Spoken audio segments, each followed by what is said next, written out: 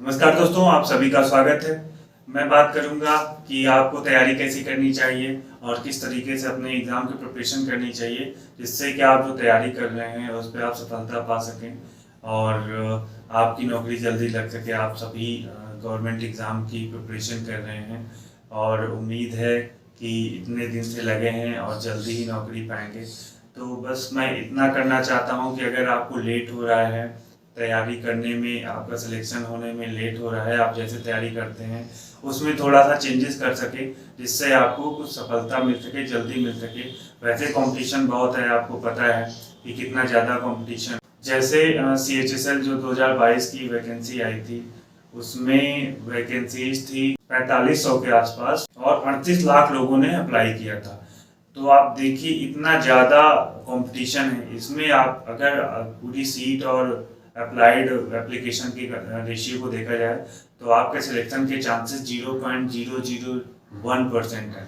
इसी तरह PCS की बात करें तो PCS में 300-400 वैकेंसी थी, 16 लाख के पास आसपास फॉर्म फिल हुए थे। और IAS में भी यही हाल है कि लगभग 1000 वैकेंसी रहती है और कितने लाख फॉर्म पड़ते हैं। तो इस तरीके से कंपटीशन बहुत है। हम अपनी प्रिपरेशन अपनी जो तैयारी है सिर्फ एक ही ढर्रे में करते जाते हैं, ना ही समझते हैं कि हम गलती कहाँ कर रहे हैं और किस तरीके से पढ़ रहे हैं। हम उसको रिव्यू ही नहीं करते और फिर हमें सेम परिणाम मिलता है। ऐसे मैं कई लोगों को जानता हूँ, कुछ मेरे भी दोस्त हैं, अभी भी सिलेक्शन नहीं मिला है उनको।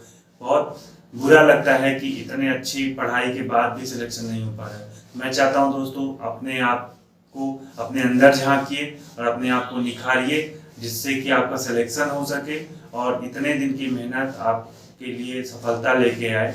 तो बस कुछ पॉइंट्स हैं जिसे आप ध्यान दीजिए और उसको रिफाइन करिए।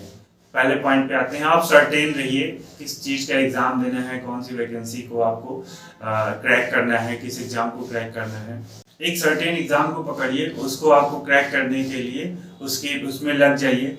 बहुत ढेर सारे एग्ज़ाम्स आते हैं, जैसे बैंकिंग के अलग होते हैं, SSC का अलग पैटर्न है, UP SSC का अलग है, UPPSC का अलग है, UPSC का अलग है, हाई कोर्ट का अलग है, और भी जितनी वैकेंसी छोटी छोटी आती हैं सभी के अलग अलग फॉर्मेट होते हैं। हम क्या करते हैं, एक ही तैयारी करते हैं, एक ही तरह की तैयारी करते हैं और सभी फॉर्म में अप्लाई करते हैं। इससे हम डिमोरलाइज होते हैं। तो पहले सर्टेनिटी ले आइए कि हमें इस एग्ज़ाम को देना है, पहले तो वो आइडेंटिफाई करिए। और यकीन मानिए दोस्तों, अगर उसको 6 से 1 साल आप सिर्फ उस एग्ज़ाम को दे देंगे, उसके अच्छे से समझ के उसमें पूरा दे देंगे, पूरी डेडिकेशन रहेगा, पूरा समय देंगे, तो ज़रूर आपको सिलेक्शन मिलेगा। तो आप पहले सर्टेनिटी लाइए किस एग्ज़ाम को देना है, फिर तभी तो आप अपना पूरा 100% उस एग्ज़ाम को दे पाएंगे, तभी आप उस एग्ज़ाम में पूरा सर्टेन टाइम दे पाएंगे। दूसरा पॉइंट है कि जब भी आप एग्ज़ाम को सिलेक्ट करें कि मुझे इस एग्ज़ाम को देना है, फिर उसके सिलेबस को इतना अच्छे से मेमोराइज करिए, इतने अच्छे से समझिए, उसके प्रीवियस ईयर क्वेश्चंस पेपर्स को देखिए, जिससे आपको एक दिशा मिल सके। कोचिंग भी सभी लोग करते हैं कि हाँ हमारा इसका कॉन्सेप्ट क्लियर हो जाए, क्या क्या क्वेश्चन पूछे जाते हैं, सिलेबस कवर हो जाए। कोचिंग्स भी हेल्प करती हैं इस पर, लेकिन उससे कहीं ज़्यादा हेल्प होगी कि आप उस सिलेबस को मेमोराइज करिए, जो भी सिलेबस उसमें जो जो क्वेश्चन आते हैं। और उससे भी बड़ा अच्छा होता है कि प्रीवियस ईयर क्वेश्चन पेपर आप उठाएं और उसको देखें। उससे आपको क्लियर हो जाएगा कि कहाँ कहाँ से प्रीवियस ईयर में एग्जाम में क्वेश्चन आए हैं, किस किस लेवल के क्वेश्चन आए हैं, जिससे आपको प्रिपरेशन में हेल्प मिल सकेगी। क्या होता है कि हम जब सेल्फ स्टडी या फिर कोचिंग से पढ़ना स्टार्ट करते हैं, तो कोचिंग वाले या सेल्फ स्टडी में हम इतना ज़्यादा पढ़ने लगते हैं, एक बुक उठाते हैं, उसको सभी कवर करने की कोशिश करते हैं। लेकिन ऐसा नहीं है दोस्तों। आप सिलेबस जब उठाएंगे, प्रीवियस ईयर क्वेश्चन पेपर उठाएंगे, तब आपको पता चलेगा कि एक बुक में बहुत सारा आपको पढ़ने की जरूरत नहीं है। जितना एग्जाम में पूछा जाता है आपको एक आइडिया हो जाएगा। जब आप प्रीवियस ईयर क्वेश्चन पेपर से गो थ्रू होंगे, तब आपको एक कॉन्सेप्ट क्लियर होगा कि कहाँ से क्वेश्चन पूछा जाता है, कहाँ से नहीं। तो सिलेबस को बहुत अच्छे से ध्यान रखिए। देखिए सोसाइटी का प्रेशर बहुत है, बहुत ज़्यादा उम्मीदें हैं, घर परिवार, आप यहाँ इतने दिनों से रह रहे हैं, घर से बाहर रह रहे हैं, और सभी की उम्मीदें, सभी के आस लगाए बैठे हैं कि आप सिलेक्शन पाएँ, और आप ऐसे जगह पे टाइम अपना निवेश कर रहे हैं जहाँ से क्वेश्चन ही नहीं आता। तो इस चीज़ का आप विशेष ध्यान रखें कि जब सिलेबस है और प्रीवियस ईयर क्वेश्चन पेपर है तो आप कोई भी बुक उठाकर कहीं से भी मत पढ़िए, और सोर्स को सीमित रखिए। जो भी एक ऑथेंटिक सोर्स लगे आपको कि हाँ ये सही है, आप एक स्टैंडर्ड सोर्स को पकड़िए। अलग अलग तरह की 6 किताबें पढ़ने से अच्छा एक ही किताब को 6 बार आप पढ़ लें। और ये एक पॉइंट लास्ट में मैं रखूँगा रिवीजन का। तो सिलेबस आप बेहतरीन तरीके से कवर करिए। जब आप सिलेबस क्लियर कर लें तो अपना डिसिप्लिन अच्छे से बनाए रखें, हार्डवर्क करें। देखिए डिसिप्लिन हार्डवर्क तो सभी बना सकते हैं, लेकिन एक निश्चित दिशा में एक निश्चित लय के साथ तैयारी करने वाले बहुत कम लोग हैं। और आप इंटरव्यूज़ देख लीजिए, जितने भी सिलेक्टेड कैंडिडेट्स हैं उनके इंटरव्यूज़ देख लीजिए। उन्होंने अपने सिलेक्शन के लिए जो जिम्मेदारी बताई कि हमने सिलेबस अच्छे से कवर किया और एक रेगुलर पढ़ाई की, हार्डवर्क किया और मोटिवेटेड रहे, कभी भी बीच में अपने उन्होंने रिदम को नहीं तोड़ा। तो आप जब भी एक डिसिप्लिन में पढ़ाई करते हैं तो कोई भी चीज़ हासिल कर सकते हैं। तो ये डिसिप्लिन और हार्डवर्क बहुत ज़रूरी है। जब भी आप अपने सिलेबस को जान लें, समझ लें, तो उसमें कोई जरूरी नहीं कि आप 10 घंटे ही पढ़ें, आप 6 घंटे ही पढ़ें, 5 घंटे ही पढ़ें, लेकिन रेगुलर पढ़ें, उसको 5 घंटे को कम ना होने दें। आप पढ़ने की स्टाइल अपने हिसाब से रख सकते हैं कि कैसे पढ़ाई करें। आप एक एक घंटे में एक एक सिलेबस को कवर कर सकें, एक एक बुक को कवर करें, एक एक टॉपिक को कवर करें, या फिर 6 घंटे लगातार एक ही बुक पढ़ सकते हैं, फिर उसके बाद जब वो खत्म हो तो अगली बुक, वो आपके ऊपर है। तो आप जैसे पढ़ना चाहें, लेकिन डिसिप्लिन बहुत ज़रूरी है। आप अगर डिसिप्लिन में रहेंगे तो आपको ज़रूर सफलता मिलेगी। हाँ, थोड़ा वक्त लगेगा, लेकिन आप जब एक रेगुलर स्टडी करते रहेंगे तो आपको सफलता जरूर मिलेगी। फिर आते हैं प्रीवियस ईयर क्वेश्चन पेपर को सॉल्व करना।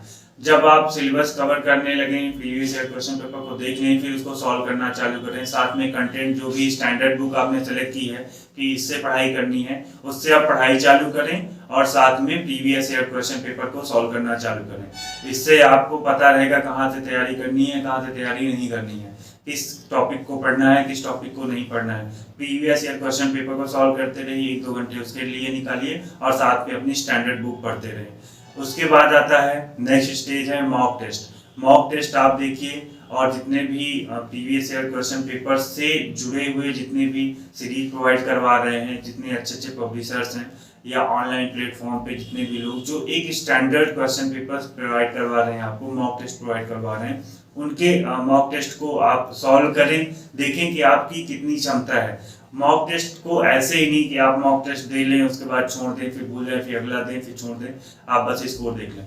मॉक टेस्ट दे के फिर उसके एनालिसिस करिए कि आपने किन किन क्वेश्चनों को किया, क्यों किया, क्या क्या उसमें आ रहा था, किन क्वेश्चनों को आपने छोड़ा या किन क्वेश्चनों को आपने गलत किया तो क्यों गलत किया।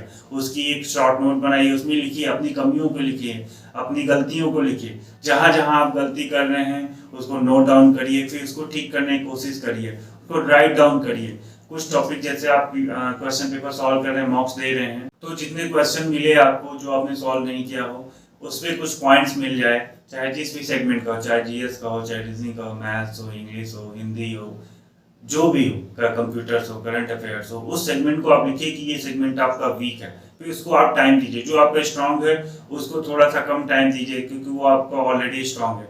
हम क्या करते हैं, अपने वीक को और वीक बनाते जाते हैं, उसको टाइम ही नहीं देते हैं, जिससे हमारी कमी बनी रहती है और फिर हमें एग्जाम में कम नंबरों से जूझना पड़ता है।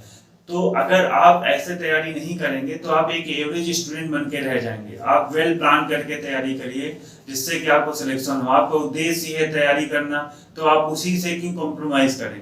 आप जब भी अपना एक तैयारी चालू करें तो एक फुल फ्लेज में और एक वेल प्लान के तहत तैयारी करें, नहीं तो आधे मन से, अधूरे मन से आप तैयारी क्यों करें। एक और सलाह है कि अगर आप मोटिवेटेड नहीं फील कर रहे हैं, बीच बीच में आप पढ़ाई छूट जा रही है, तो कोई ऐसा काम चुन लें या कोई स्पोर्ट्स चुन लें जो आपको बहुत पसंद हो, और उसमें फिर ये टारगेट रखें कि हाँ मैं इसको बहुत हाई लेवल पे ले जाऊंगा, इस पे मैं बेस्ट बनूंगा। फिर वो जो प्रोसेस में आपको जो अनुभूति होगी, जो आपका अनुभव होगा, उस अनुभव को आप अपने तैयारी में भी लगाएं। 1-2 घंटे जो भी अपने हॉबी को दे सकते हैं दीजिए। आपको टीचिंग पसंद है, कुकिंग पसंद है, स्पोर्ट्स में कुछ पसंद है या राइटिंग पसंद है, उसको करिए। आधा 1 घंटे रोज उसमें करिए, उसमें रिफाइन लाइए, उसी अनुभव को आप अपने प्रिपरेशन में स्टार्ट करिए। तो कोचिंग में जो एक्स्ट्रा पढ़ाते हैं उसको नहीं पढ़ना है, प्रीवियस ईयर क्वेश्चन पेपर देखना है, अपने आप को मोटिवेटेड रखना है और एक बेहतरीन परफॉर्मेंस देना है एग्जाम में। और जहां कमियां हो अपनी कमियों को ध्यान देते हुए मॉक टेस्ट देना है और जब भी कमियां मिले उसको दूर करते जाना है।